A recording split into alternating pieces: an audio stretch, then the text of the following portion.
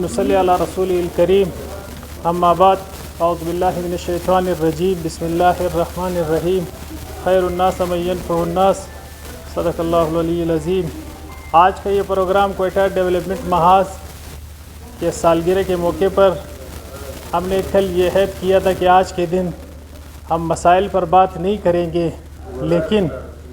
ہم نے جو ٹارگٹس اچیو کیے پچھلے سال 19 جون 2022 کو کوئٹہ شہر کے حالات کو مد نظر رکھتے ہوئے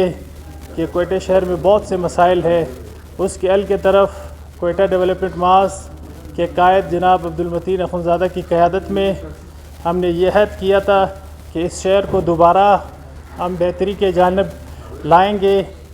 تو اس میں ہم بڑی حد تک کامیاب ہوئے ہیں اور کوئٹہ ڈیولپمنٹ محاذ کے سینٹرل ایگزیکٹو کمیٹی کے ممبران مختلف مسائل آپ کے سامنے رکھیں گے جن کو انہوں نے بڑے خوش اسلوبی کے تحت حل کیا اور اس کے حل نکالے۔ میں ایک چھوٹا سا مسئلہ آپ کے سامنے رکھنا چاہتا ہوں کہ کوئٹہ ایئرپورٹ روڈ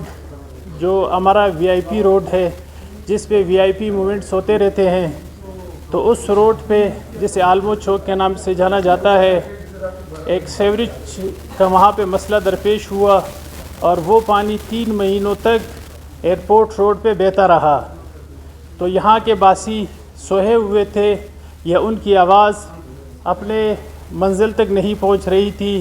تو 3 مہینے وہ پانی بہتا رہا اور ان کی آواز جو ہے اس پر کسی نے لبیک نہیں کہا۔ تو ہم نے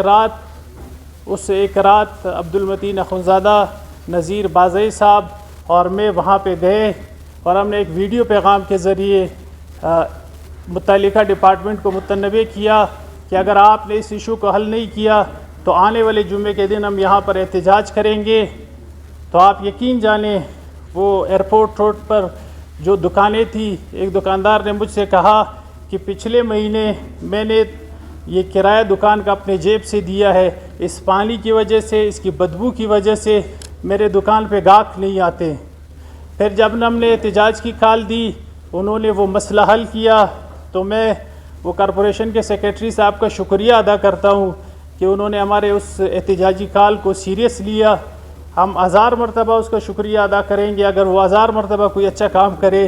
اور اگر وہ کسی کام میں کوتاہی کرے تو ہم اس کی نشاندہی بھی کریں گے اور مستقبل میں احتجاج بھی کریں گے، اور ہم جو ہے مسائل کو، کوئٹہ کو لٹل پیرس بنائیں گے۔ جو کوئٹہ کا ماضی خوبصورت تھا، تابناک تھا، پیار اور محبت والا شہر تھا، لیکن درمیان میں کوئٹہ میں امن و امان کے مسائل آئے،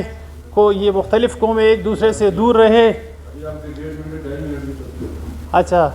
بہرحال کوتاہی تو تھوڑی بہت ہوتی رہتی ہے شہر میں بھی اس کو تھوڑا سا آگے بڑھا دیتا ہوں۔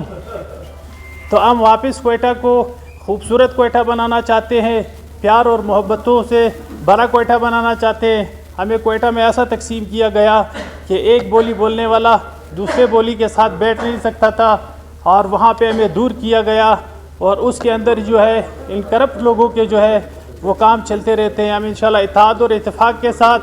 کوئٹہ کو دوبارہ جو ہے حسین اور جمیل بنانا چاہتے ہیں، اور آنے والے سامعین سے ہم یہ گزارش کرتے ہیں کہ آپ ہمارے اس کارواں میں شامل ہو جائیں، آپ جو ہے مختلف لوگوں کو اپنے کمیونٹیز میں دعوت چلائیں، اور انشاءاللہ آنے والا سال یہ ہمارا اور جدوجہد